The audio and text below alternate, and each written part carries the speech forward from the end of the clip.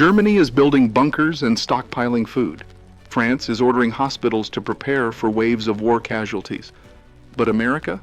If Europe is bracing for the worst, why does Washington act as if nothing could ever touch U.S. soil? Across Europe, governments are taking visible, concrete steps to prepare their citizens for the possibility of war. Billions are being poured into shelters, hospitals are drafting emergency protocols, and households are being told to keep survival kits ready for at least 72 hours. This is not science fiction, it is public policy. In this video, we will use those examples as a mirror and ask a question that hits close to home. Why isn't America doing the same? We will explore what Germany and France are building, why Europe believes preparedness is no longer optional, what gaps exist in the United States, and what measures Washington could adopt to protect its people. And because this is not just about geopolitics, but about your safety, we will also examine the real consequences for American families if the government continues to rely only on distance and oceans for protection. Before we begin, make sure to subscribe to the channel so you do not miss this and other episodes in our series about global risks and national preparedness. According to Deutsche Welle, Germany has announced a 10 billion euro plan to rebuild its civil defense by 2029. This means more than just soldiers or tanks. It means public shelters renovated and expanded. It means emergency stockpiles of food and medicine. It means warning sirens that can reach entire cities. The symbolism is striking. Officials have even talked about creating a national ravioli reserve, a lighthearted phrase that hides a serious purpose: to guarantee every citizen access to calories during a crisis. This level of planning signals something important, that Berlin no longer sees defense as a purely military matter, but as a shared responsibility between government and households. Why is Germany doing this now? Because it sits at the heart of Europe, within reach of Russian missiles, cyber threats, and energy blackmail. For Americans, this may feel distant, yet history tells us that when Europe prepares, it often anticipates storms that eventually cross the Atlantic. Think of World War II. Think of the Cold War. The question is simple. If Germany believes its civilians need bunkers and stockpiles, why should American civilians feel exempt? As reported by Le Monde and picked up by AP News, France has instructed its hospitals to prepare for conflict scenarios ranging from 10 days to 180 days. That means not only stocking extra supplies, but also training staff to handle mass casualty events, reorganizing emergency rooms, and drafting plans for sudden surges of wounded. In plain words, Paris is telling its doctors and nurses, you may be treating victims of war on French soil.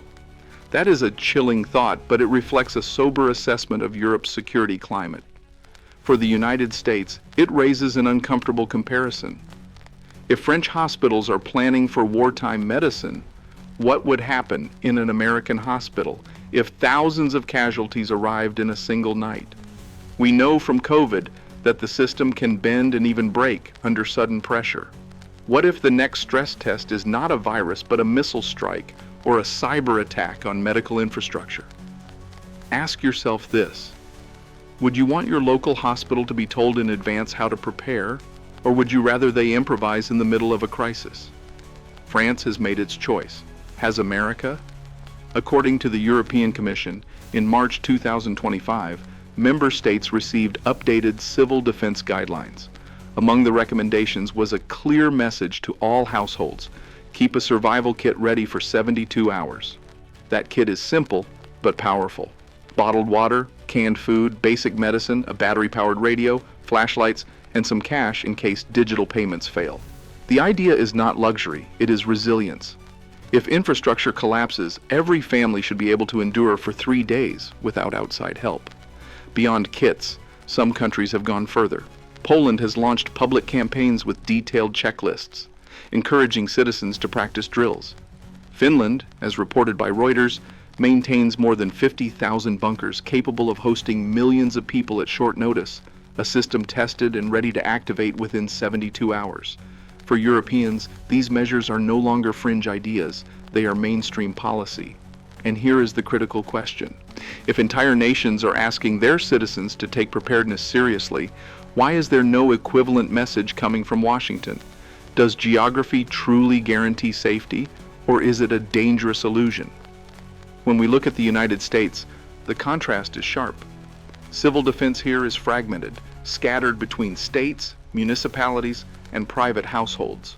At the federal level, FEMA, the Federal Emergency Management Agency, does exist, but its focus has historically been on natural disasters like hurricanes, floods, and wildfires.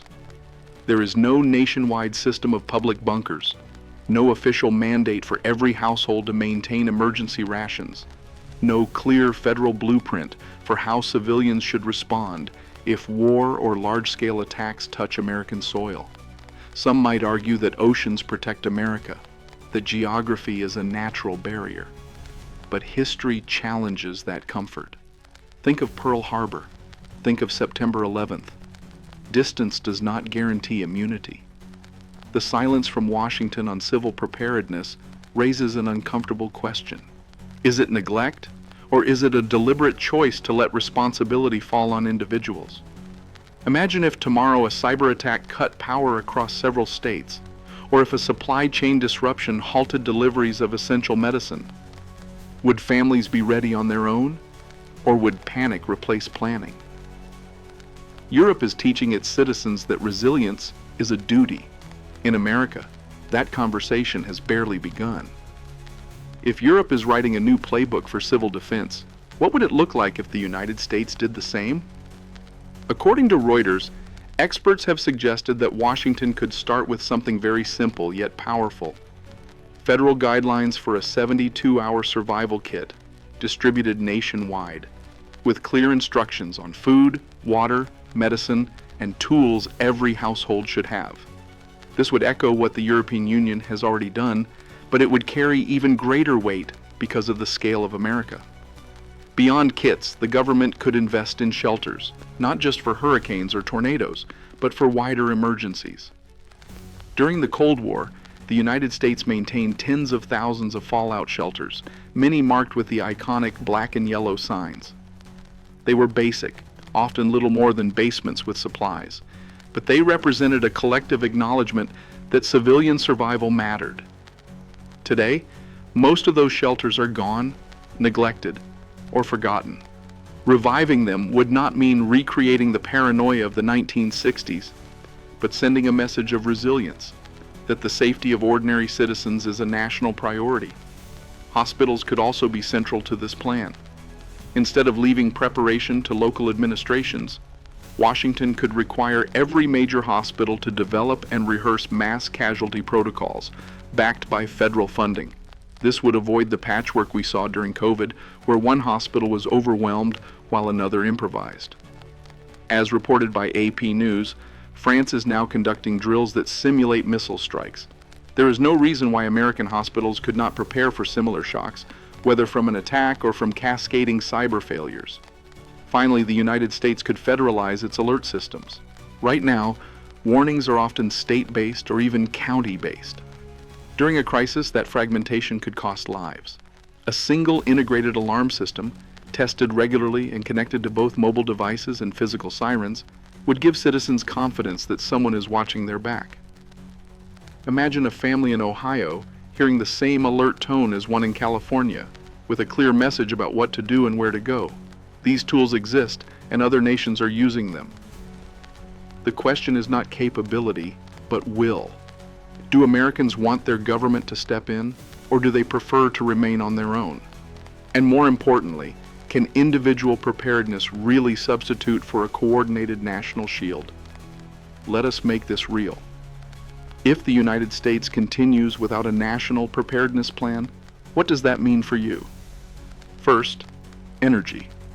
A sudden global crisis could send gasoline to $7 or even $8 a gallon. That is not speculation. We saw similar spikes when Saudi facilities were attacked in 2019. Second, supply chains. Supermarket shelves could empty in days if transport routes are disrupted. Remember the shortages of baby formula and basic medicine during the pandemic? Now imagine that stress amplified by conflict. Third, healthcare. Without coordinated plans, hospitals could be overwhelmed by a mass casualty event, whether from an attack, a cyber disruption, or even a cascading blackout. Doctors and nurses would be forced to improvise, and lives would be lost in the chaos.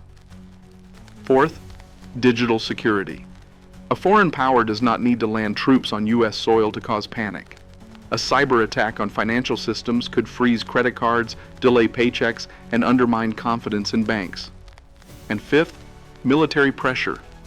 If foreign tensions escalate, reservists and National Guard members could be called up quickly, leaving gaps in families' workplaces and communities. None of these risks require a nuclear strike. 2 or 3 happening in the same week would already feel like a national shock. This is the silent squeeze. Not one explosion, but many small fractures tightening around everyday American life. So far, we have seen how Europe is bracing itself. Germany is rebuilding bunkers and stockpiling food. France is ordering hospitals to prepare for mass casualties. The European Union is telling families to keep survival kits ready for 72 hours.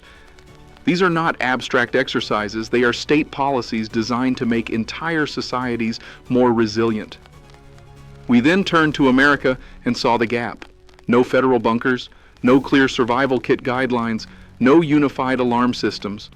Responsibility falls on states or individuals, but never on the nation as a whole.